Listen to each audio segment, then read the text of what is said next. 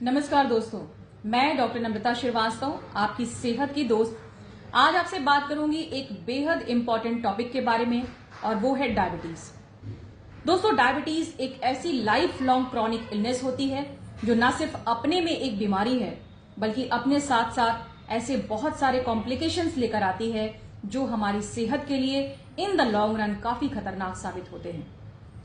Ministry of home affairs के अनुसार 2021 में भारत में करीब 7 करोड़ 42 लाख लोग डायबिटीज से पीड़ित थे।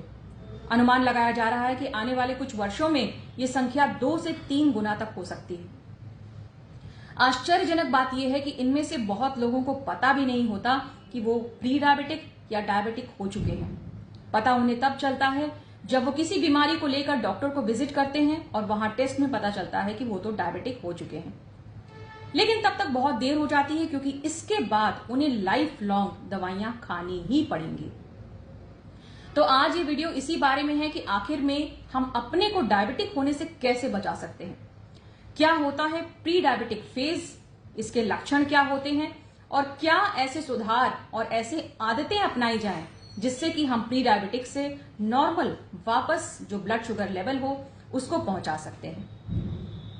दोस्तों, कोई भी व्यक्ति अचानक से डायबिटिक नहीं हो जाता, यानी वो डायबिटिक नहीं कहलाता। उसके पहले एक चरण होता है जो कि कुछ वर्षों तक चलता है। इसे कहा जाता है प्री डायबिटिक फेज, यानी वो एक ऐसा लेवल होता है जहां आपका ब्लड शुगर थोड़ा बढ़ा हुआ तो है लेकिन आपको डायबिटीज की कैटेगरी में नहीं रखा जा सकता और ब्लड शुगर पूरी तरीके से नॉर्मल भी नहीं है। ऐसा इसलिए होता है क्योंकि कहीं ना कहीं हमारी बॉडी में इंसुलिन रेजिस्टेंस पैदा हो जाती है। आज इस वीडियो में हम जानेंगे कि प्री डायबिटीज के मुख्य कारण क्या हैं, लक्षण क्या हैं, कैसे पहचानेंगे कि आप प्री डायबिटिक हैं, क्या क्या इसके टेस्ट होते हैं जिससे कि कंफर्म किया जा सके कि आप प्री डायबिटीज के फेज में चल रहे हैं। दोस्तों, इसके 2 बेसिक टेस्ट होते हैं, 2 बेसिक तरीके होते हैं जिससे आप जान सकते हैं कि आप प्री डायबिटिक फेज में हैं। सबसे पहला होता है फास्टिंग ब्लड शुगर। हमें यहां फास्टिंग ब्लड शुगर पे ध्यान देना है। खाना खाने के बाद जो ब्लड शुगर देखा जाता है उससे नहीं निर्धारित किया जाता। फास्टिंग ब्लड शुगर जो होता है नॉर्मली आपका 80 to 90 mg/dl होना चाहिए।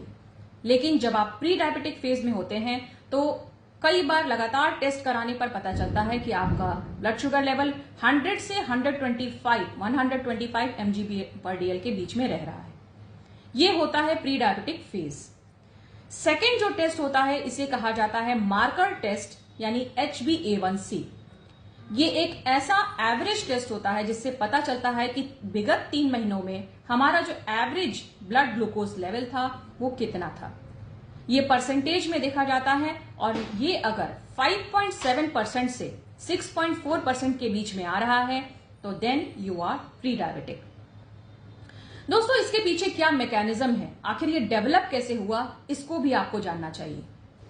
हमारी बॉडी में एक ऑर्गन होता है पैंक्रियास। पैंक्रियास हमारी बॉडी का इकलौता ऐसा ऑर्गन होता है जो कि एक हार्मोन बनाता है जिसे कहा जाता है इंसुलिन।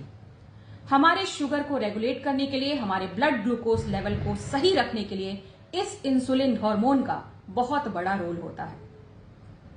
होता क्या है प्री डायबिटिक फेज में कि जब ब्लड ग्लूकोज लेवल बढ़ता है तो हमारी सेल्स के अंदर, हमारी बॉडी सेल्स के अंदर इस इंसुलिन के प्रति एक रेजिस्टेंस डेवलप कर जाती है, यानी कि एक रुकावट डेवलप कर जाती है कि वो अपने ऊपर उसको काम नहीं करने देता।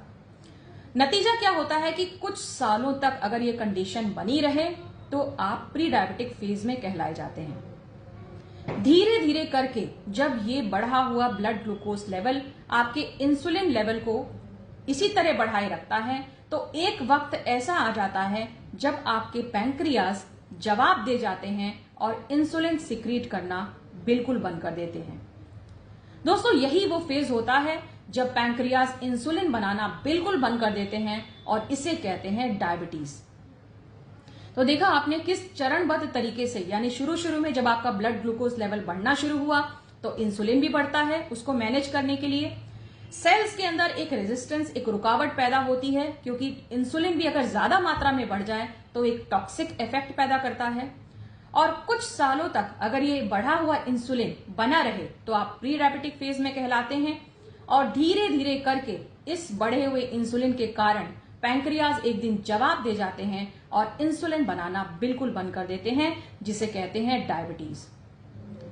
तो इसके कुछ होते हैं कुछ विशेष लक्षण जिन्हें आपको जानना चाहिए। जानना इसलिए चाहिए क्योंकि अगर आप इसको समझते हैं, पहचानते हैं, तो जरूर इसके लिए आप कुछ उपाय अपनाएंगे, कुछ तरीके अपनाएंगे, जिससे कि आप प्री डायबिटीज से वापस रिवर्स होकर नॉर्मल ब्लड ग्लूकोज लेवल तक पहुंच सके। दोस्तों, इसके जो साइंस होते हैं वो थोड़े सटल होते हैं, यानी बहुत क्लियर कट साइंस नहीं होते हैं। कुछ कुछ साइंस तो अननोटिस चले जाते हैं, लेकिन कुछ ऐसे फैक्टर्स हैं जो कि एक स्ट्रॉन्ग इंडिकेशन है कि आगे चल के आपको डायबिटीज हो सकता है। सबसे पहली चीज है आपकी फैमिली हिस्ट्री। अगर आपकी फैमिली हिस्ट्री स्ट्रांग है, आपकी फैमिली में लगातार ब्लड शुगर बढ़ा हुआ रहता है, यानी बहुत सारे लोग डायबिटिक हैं, तो आपको सतर्क हो जाना चाहिए। सेकंड ये कि अगर आपको मीठा खाने की बहुत ज्यादा इच्छा है, साथ स्पेशली आपको व्हाइट शुगर, चीनी खाने की बहुत ज्यादा इच्छा होती है, तो भी ये पॉसिबिलिटी है कि आगे चल के आपको डायबिटीज हो सकता है। अगर आप ओवरवेट हैं, यानी आपका वेट बढ़ा हुआ है, अगर आप बहुत ज्यादा स्ट्रेस में रहते हैं, तनाव में रहते हैं, अपने खान पान में बिल्कुल भी पौष्टिक चीजें नहीं लेते हैं, खान पान में आप तेल मसालेदार भोजन, चीनी वाली चीजें, सिंपल कार्बोहाइड्रेट ज्यादा लेते हैं, तो आपको डायबिटीज होने की पूरी संभावना है। चलिए अब बात कर लेते हैं कुछ ऐसे सिम्टम्स के बारे में जो सबके अंदर दिखाई नहीं देते, लेकिन कुछ लोगों के अंदर दिखाई देते हैं। इसमें से एक महत्वपूर्ण सिम्टम होता है त्वचा का, यानी स्किन का काला पड़ना। दोस्तों, अक्सर ऐसा देखा जाता है कि प्री डायबिटिक फेज में गर्दन के पिछले भाग में स्किन काली पड़ने लगती है, एक्जिला यानी आर्म पिट के पास स्किन काली पड़ने लगती है, आपके नक्कल्स काली पड़ने लगते हैं, आपकी नीज, आपकी एल्बो और आपके पैर के टखने भी काले पड़ने लगते हैं। ये एक प्री डायबिटिक फेज हो सकता है। सेकेंड, अगर आपको अनावश्यक बहुत ज्यादा कमजोरी लग रही, थकान लग रही है, आप सब कुछ खा पी रहे हैं, लेकिन फिर भी थोड़ी देर में आप थक जा रहे हैं, थोड़ी सी सीढ़ी चढ़ने में थक जा रहे हैं, हल्का फुल्का काम करने में थक जा रहे हैं, अनएक्सप्लेन्ड वीकनेस है आपको, तो it may be that you are suffering from prediabetic phase. Third ये है कि अगर आप एक्सरसाइज बिल्कुल नहीं करते, यानी कि आपकी बहुत ज्यादा सिडेंट्री लाइफ है, आपके जो लाइफस्टाइल है उसमें एक्सरसाइज का नामो निशान नहीं है, तो भी आप प्री डायबिटिक फेज में हो सकते हैं।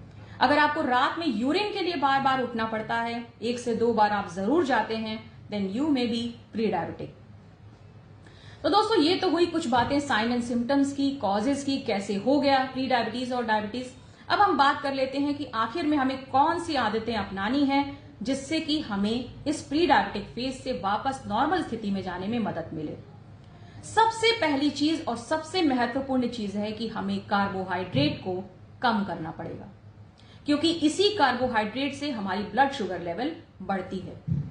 एक तरीका और है कि हम सिंपल कार्बोहाइड्रेट की जगह कॉम्प्लेक्स कार्बोहाइड्रेट्स लें, तो इससे हमें काफी बेनिफिट मिलेगा।